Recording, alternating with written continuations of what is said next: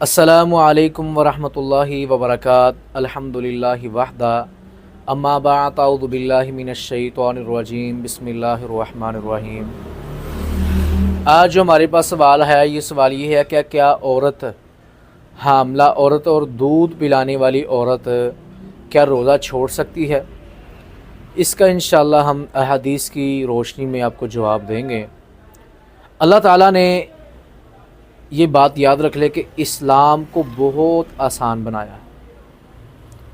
جیسا کہ مسافر کے لیے اللہ تبارک و تعالیٰ نے نماز کو ادا کر دیا اور اجر اس کا پورا رکھا، مسافر کے لیے روزہ بھی ایسے ہی ہے کہ روزہ وہ قضا کر سکتا ہے، چھوڑ سکتا ہے۔ اگر اس کے لیے آسانی ہے تو وہ روزہ چھوڑ دے، اسے قضا کر لے، بعد میں رکھ لے۔ اب آتا ہے خواتین کے اوپر۔ ایک خواتین ہے، ایک عورت ہے، وہ حاملہ بھی ہے یا دودھ پلانے والی ہے، روزہ چھوڑ سکتی ہے؟ دیکھیں جی، اسلام نے اتنا یہ پیارا مذہب ہے، اسلام نے انسانی صحت پر کبھی کمپرومائز نہیں کیا، اور انسانی صحت کے حوالے سے اس دنیا میں جتنے مذہب موجود ہے اس میں اسلام کا نمبر پہلا آتا ہے۔ کہیں پہ اسلام نے انسان کے لیے نماز کو ادا کر دیا، اجر پورا رکھا، اور جب بھی کھانا کھانا دعا بتائی، جب سفر کرنا ہے تو دعا بتائی، گھر سے نکلنا ہے تو دعا بتائی، اجر بھی، فائدہ بھی اور حفاظت بھی۔ اسلام اتنا پیارا اور اتنا اچھا مذہب ہے، تو ہمیں اللہ کا شکر ادا کرنا چاہیے جتنا ہو سکے۔ اب خواتین، وہ خواتین جو سمجھتی ہے کہ میرا روزہ رکھنے سے بچے کو یا ماں کو کوئی نقصان یا کوئی تکلیف یا کوئی ایشو نہیں بن سکتا، تو وہ روزہ رکھ سکتی ہیں، کوئی ایشو نہیں اس کے لیے۔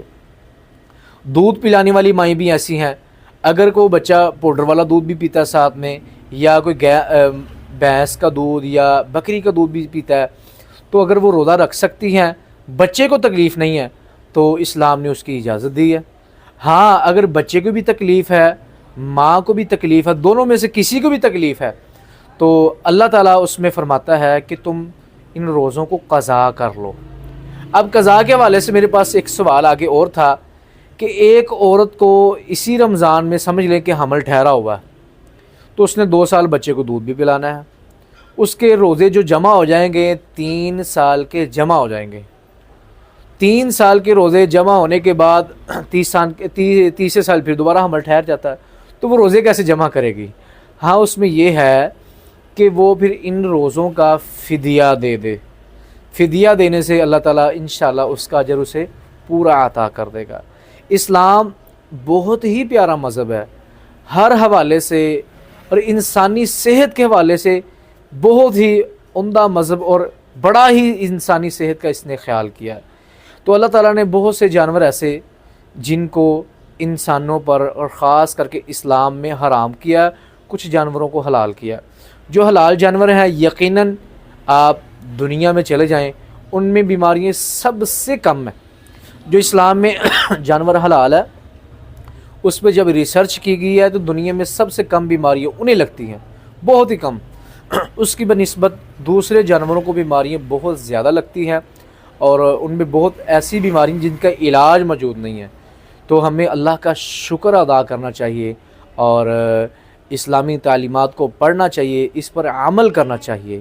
تو جو فدیہ بنتا ہے تقریباً جوں کے لحاظ سے، گندم اور چاول کے لحاظ سے 200 سے 300 روپے کے درمیانہ فدیہ بنتا ہے ایک بندے کو کھانا کھلانے کا، سحری اور افطاری کے اندر۔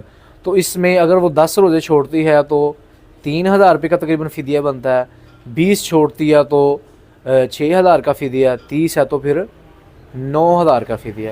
اس میں اس سے زیادہ بھی وہ جو فدیے میں پیسے دے سکتی ہیں، اس کا اجر ہوگا، پیسے بھی دے سکتی ہیں، انہیں خوراک بھی مہیا کر سکتی ہے۔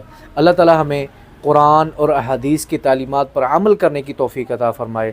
السلام علیکم ورحمۃ اللہ وبرکاتہ۔